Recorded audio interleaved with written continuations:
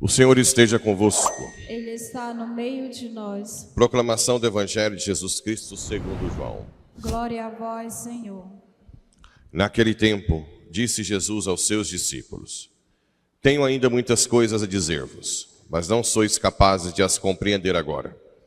Quando, porém, vier o Espírito da verdade, ele vos conduzirá à plena verdade. Pois ele não falará por si mesmo, mas dirá tudo o que tiver ouvido, e até as coisas futuras vos anunciará. Ele me glorificará, porque receberá do que é meu e vô-lo anunciará. Tudo o que o Pai possui é meu. Por isso, disse que o que ele receberá e vos anunciará é meu. Palavra da salvação. Glória a vós, Senhor. Caríssimos irmãos e irmãs radioouvintes que nos acompanham pelas redes sociais. A passagem de hoje dos Atos dos Apóstolos, como todas, também é muito rica. Estava aqui Silas, Timóteo, Paulo, e levou até Atenas, capital da Grécia, o país mais inteligente da época, né? Onde houve a filosofia grega, onde a razão, tanto é que na época de Jesus se falava o grego, porque os romanos, a Grécia dominava culturalmente toda a região, né? Tudo estava sob a cultura pela inteligência, pela capacidade que eles tinham de raciocinar, de tudo. Tanto é que Papa Bento fala que Deus preparou a fé com os judeus e a razão com os gregos e se juntou quando Jesus encarnou. Tanto é que sem o grego, muitas definições não tinha no hebraico, né? Alma, vida eterna, tudo isso já era meditado nos gregos. Então São Paulo estava ali, o povo inteligente, filósofo, mitologia grega. E aí entra, gente, a questão do ecumenismo, que tanta gente também critica, acha que se dane o povo lá. Não é assim. Nós que temos a plenitude da verdade, temos que buscar os outros também. Ah, mas o ecumenismo que eu vejo é ciranda, cirandinha. Realmente, ultimamente o ecumenismo tem virado ciranda, cirandinha. Pega a mãozinha, cada um com sua roupinha, e dança ciranda, cirandinha. Isso não é ecumenismo que a igreja pede. O ecumenismo que a igreja pede é o inclusivista. Os dois dialogam buscando a verdade. O que é verdade para um, é verdade para o outro. Inevitavelmente, os dois têm que chegar à religião que tem mais plenitude da verdade. Eu sei que é difícil, porque os dois têm que ser humildes diante da verdade. E geralmente não acontece, dá briga, né? Por isso que é importante entender se o outro lado está disposto a abrir-se à verdade. Então, como é que a gente faz o ecumenismo? Paulo olhou no aerópago e viu um trono ao Deus desconhecido. O que ele faz? Pega aquele gancho, ou seja, você pega algo em comum com os protestantes. O que a gente faz? Pega o que a gente tem em comum, que é o principal, que é Jesus Cristo. Então você dialoga com o protestante a partir de Cristo. Aí o protestante vai falar que nós somos idólatras, que nós amamos Maria demais. Aí você explica que toda a comunhão dos santos fortalece Cristo, porque o santo é santo por causa de Cristo. Simplesmente assim. Ou não? Se vocês falam que eu sou bonito, inteligente, cheiroso, acolhedor, amável, O que minha mãe vai sentir? Feliz. Não é não? Porque ela me gerou. Se você fala que eu sou feio, enjoado, insuportável, fedorento, o que minha mãe vai sentir? Tristeza, vergonha, ou não? Hã? Claro. Por quê? Porque eu fui gerado do ventre da minha mãe. Os apóstolos foram gerados do ventre de Maria. Jesus gerou. Quando você honra os apóstolos, os santos, o Espírito Santo, claro, óbvio, que você está exaltando Cristo, meu Deus, claro. É porque, na verdade, os protestantes falam tanto essas asneiras, tanto, que o ridículo parece que não é ridículo, mas é ridículo. Como é que você vai pôr a mãe de Jesus contra ele, meu Deus? Que coisa louca é essa? Da onde que vem essas doiduras? A gente tem que ter paciência, né? No ecumenismo, não pode falar isso não. Sim, o senhor pensa assim, mas vou te explicar. Por que a mamãe não é contrária ao filhinho? Senta, quer um cafezinho? Eu vou fazer para você. Tem que ser assim. Se eu falar que ele é isso, que é loucura, aí não vai dar diálogo, certo? Mas o fato é que você pega algo em comum e começa a dialogar, buscando a plenitude da verdade, né? Homens atenienses, em tudo eu vejo que vós sois extremamente religiosos. Olha a outra tática. Elogia primeiro. Não é bom isso? Sim ou não? Vocês são religiosos. Uau! Com efeito, passando, observando em vossos lugares de culto, encontrei um altar com esta descrição: ao Deus desconhecido. Pois bem, é sobre esse Deus que eu vim falar. Olha só. Olha a capacidade que Paulo teve de entrar dentro da cultura grega e da religião. Esse Deus aqui, desconhecido, eu conheço. Show, não? E aí ele discorre, né? O Deus que fez o mundo, o Deus que ele já fala da criação e tudo que nele existe. Sendo o Senhor do céu e da terra, ele não habita em santuários, por isso que é desconhecido, feitos por mãos humanas, né? Também não é servido por mãos humanas, como se precisasse de alguma coisa, pois é ele que dá a todos vida, respiração e tudo mais. De um só homem, ele fez toda a raça humana. Aqui ele já arrebenta, ele fez toda a raça humana. Olha, ele já falou do Deus que criou tudo do nada, criou a raça, já está colocando Deus lá em cima. A verdade, as verdades. Ele está agora apresentando verdades que na cultura grega não tem nenhum Deus grego que criou tudo do nada, que criou toda a raça humana. Tem o Deus do amor eros, né? Tem o Deus da água, tem o Deus do, sei lá, o Neptuno, tem Deus, mas não tem Deus que criou tudo do nada. Fixado, de um só homem, ele fez toda a raça humana, para habitar sobre toda a face da terra, tendo fixado os tempos previamente estabelecidos. Assim fez para que buscassem a Deus e para ver que se o descobririam, ainda que a palpadelas, ou seja, aqui existe uma diferença, gente, entre cristianismo e religião. Esse buscar as apalpadelas é o homem que busca Deus. Religião é o homem que busca Deus. Vem do religare, ligar o homem a Deus.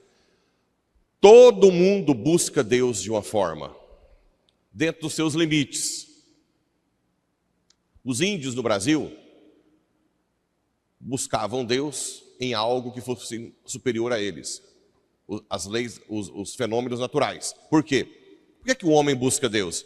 Porque nós temos um desejo infinito de viver feliz para sempre e nós não somos capazes de saciá-lo. Então a tendência nossa é de buscar algo que consiga saciar esse desejo.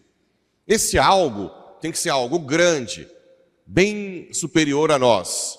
Para os índios, que não gostavam de estudar, né? Ficavam já comendo o que tem ali.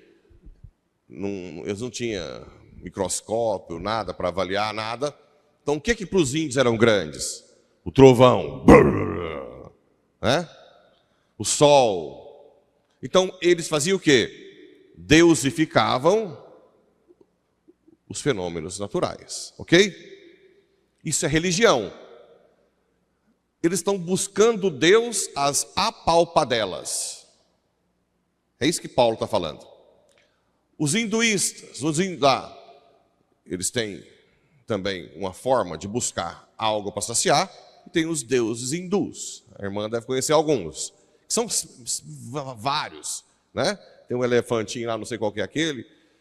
E aí tenta buscar. Os gregos, com a mitologia grega, com as histórias dos deuses, que contam a história da Terra, mas com um poder maior. Buda não é Deus. Buda é só um exemplo de ser humano. Então, é uma filosofia de vida, o budismo, que já existia antes do cristianismo. Certo? O islamismo nem tanto, o islamismo é depois. Mas existia, desde sempre, a busca de Deus pelo homem. Isso é religião. O cristianismo não é uma simples religião. O cristianismo é Deus que responde ao homem, entendeu? Por isso que o cristianismo, desde o início, não destrói as outras religiões. Dá sentido a essa busca. Se você for no Panteão, em Roma, que era um templo pagão romano, lá tem ainda todos os símbolos, o sol, o Deus Sol. Se vocês forem no jardim do Castel Gandolfo, que é a casa de veraneio do Papa, tem uma estátua de Netuno, de Urano. É Urano também? Tem lá, tem 2 deuses gregos. Uai, por que não destruiu? Porque a igreja, ela vai nas religiões e diz, essa busca, vai para o índio e fala, o sol, ou para os romanos, o sol hoje é Cristo. Tanto é que 25 de dezembro também é a data do Deus Sol. Ao invés de destruir, então é o que São Paulo diz, ao invés de ele chegar lá e jogar tudo no chão, ele fala de algo ali e dá sentido à busca de Deus por eles. Entende isso? Isso é cristianismo, não é uma simples religião. Porque tem gente que fala assim, como é que você crê no cristianismo se tinha religiões muito antes de Cristo? Sim, religião é a forma que o homem busca, mas não tem nenhuma religião em que Deus entra na história, em que Deus responde, só nós, que dá a cara para bater, porque nós falamos, nosso Cristo é Deus, nenhuma outra fala isso. Maomé não é Deus, nenhuma, só nós, né? Somos da raça do próprio Deus. Ele não está longe de cada um de nós, pois nele vivemos, movemos e existimos. Olha só, que Deus mantém a nossa existência. Vocês estão entendendo o que Paulo está fazendo? Né? Está criando uma ideia de um Deus totalmente alheio, acima de todos aqueles ali. Ele não está dizendo que não existe por enquanto. Ele está falando desse Deus. Sendo, portanto, a raça de Deus, não devemos pensar que a divindade seja semelhante a ouro, prata, trabalhados pela arte. Mas Deus, sem levar em conta os tempos da ignorância, agora anuncia aos homens que todos e em todo lugar se arrependam. Pois ele estabeleceu um dia que irá julgar o mundo com justiça. Até do julgamento ele falou. Olha o que ele fez, né? Por meio do que o homem designou. Diante de todos, oferecendo a garantia ao ressuscitá-lo dos mortos. Quando ele falou ressuscitar dos mortos, a maioria foi embora. Parece um fracasso? Parece, mas não é. Porque depois fala que alguns se converteram. Eles disseram, não, vamos te ouvir depois, esse negócio de ressurreição dos mortos. Alguns, porém, uniram-se a ele e abraçaram a fé. Dionísio, uma mulher chamada Dâmaris, né? E depois ele deixou 2 santos. Se você faz um evento na igreja e vai pouca gente, mas se aquela pessoa que vai ali se converte e vira um santo, é fracasso? Um santo muda o mundo, né? O importante é continuar. Mas olha que exemplo de ecumenismo perfeito de Paulo. Ele não mistura, ele não mexe com a sua fé. Ele simplesmente vai em doses homeopáticas, entrando com a verdade. Uma vez eu discuti com um muçulmano do Egito, em inglês, é difícil, né? Sobre a religião dele e a minha. Ele é muçulmano, era. Aí eu falei assim, vocês têm uma referência mundial? Não. Então quer dizer que o islamismo da África, lá do Egito, é diferente do islamismo lá do Iraque? É. Vocês não acham que tem que ter uma referência para ter uma universalidade? É. Vocês são poligâmicos? Sim, mas nós temos que tratar todo mundo igual. E se 2 estiver grávida e a outra com febre? O que você faz? Então você vai colocar... E ele foi dócil. Não quis me matar, não brincando. Ele foi dócil. Então você vai caminhando, fazendo a pessoa dialogar sobre a sua fé. Então isso é ecumenismo. Mas é claro que para você dialogar, você tem que estudar. Para fazer ecumenismo, você tem que entender sua fé profundamente, porque senão eles vão te engolir. Igual o protestantismo.